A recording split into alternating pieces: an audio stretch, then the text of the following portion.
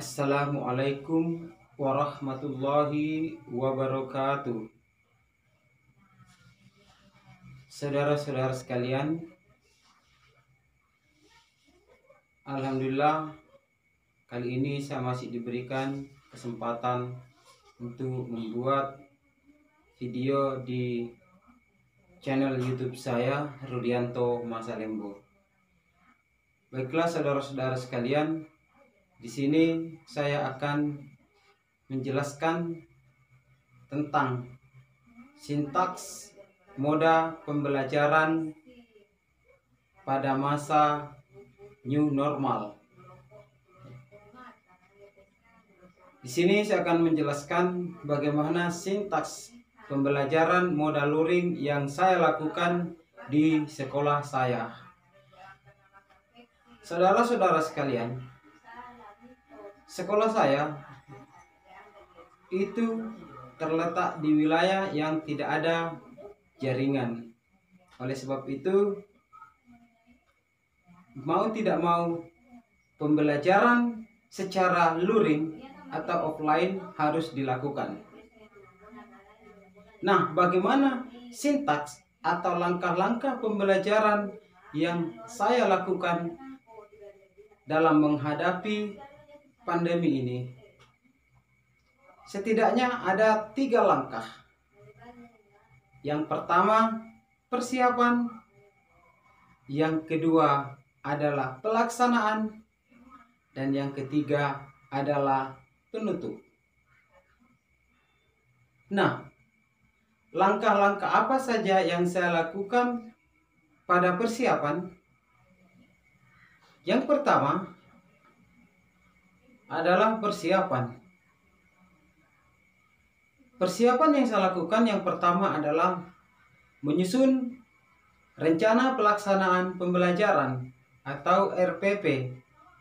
Tentunya RPP yang saya buat itu adalah RPP moda luring. Yang kedua, membentuk kelompok belajar berdasarkan alamat siswa.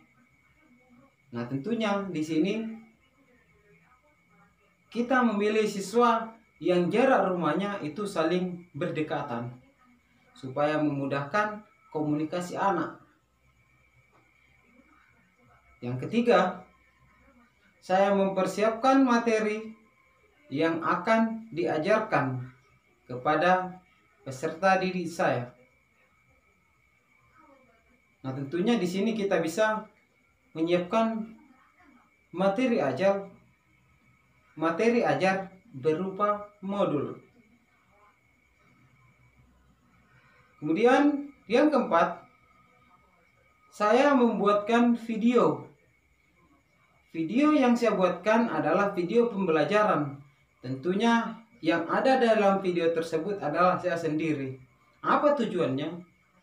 Supaya supaya peserta didik kita merasa sedang diajar oleh gurunya sendiri, meskipun melalui video. Langkah persiapan yang kelima adalah menyiapkan diri kita. Kita siapkan diri untuk berkunjung ke rumah-rumah siswa. Nah, oleh sebab itu, kalau tidak ada kesiapan dalam diri kita, kalau tidak ada kesiapan hati kita, ya, maka jalan kita itu seolah-olah tidak ikhlas. Oleh sebab itu, siapkan diri, siapkan niat, supaya kita bisa dengan ikhlas dan senang hati menuju rumah siswa untuk belajar. Sintaks yang kedua, pelaksanaan. Nah, disinilah poin vitalnya. Saudara-saudara sekalian,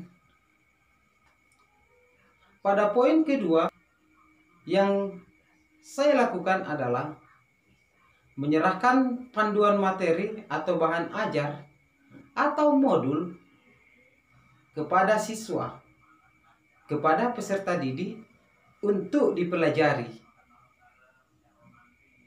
Karena bagaimanapun kita sebagai guru pasti tidak mampu 24 jam standby. Oleh sebab itu ada buku, ada modul yang bisa dibaca setiap saat oleh siswa. Yang kedua, siswa mempelajari panduan materi atau bahan ajar tersebut. Di mana dia melakukannya? Dia bisa melakukannya di rumah. Tentunya dengan bimbingan atau dengan pantauan orang tua. Nah, oleh sebab itu, kolaborasi antara guru dengan orang tua itu sangat penting yang harus kita jaga. Yang ketiga,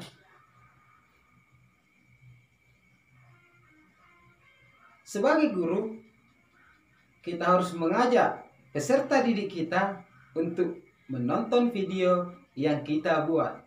Tentunya video yang kita buat itu kita sudah susun sebagus mungkin supaya peserta didik kita betah menonton, supaya peserta didik kita nyaman menonton.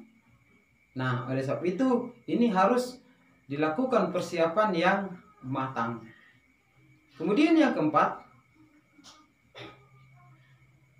jangan lupa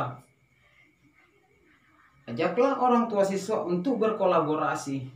Sebab dalam hal ini ya, pembelajaran yang dilakukan oleh siswa itu harus ada kolaborasi, harus ada kerjasama antara guru dengan orang tua.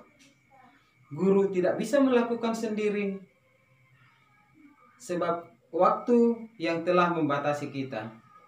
Demikian juga dengan orang tua. Orang tua tidak bisa melakukan sendiri. Kenapa? Karena anak apabila diajar oleh orang tua itu tidak sama ketika diajar oleh guru. Ya. Meskipun orang tuanya itu juga adalah guru. Nah, ini terjadi di SD. Oleh sebab itu, saudara-saudara sekalian, nah ini yang perlu kita perhatikan. Kemudian selanjutnya, guru meminta kepada orang tua untuk terus memantau anaknya. Ya, kenapa? Karena kalau tidak dipantau, anak-anak itu dunianya masih dunia bermain. Oleh sebab itu, kalau kita memantau, tentunya anak-anak itu merasa diperhatikan. Oleh sebab itu, proses ini juga sangat penting. Ya, tidak boleh diabaikan. Ya, biasa terkadang anak kalau keasikan main itu dia lupa kerjakan tugas-tugasnya. Nah, oleh sebab itu pemantauan orang tua itu juga sangat penting. Selanjutnya yang keenam, setelah kita memberikan tugas, ingat tugas ini tidak perlu banyak. Yang terpenting anak sanggup untuk menuntaskan tanggung jawab yang kita berikan. Saudara-saudara sekalian, setelah kita memberikan tugas kepada siswa kita, tentunya jangan lupa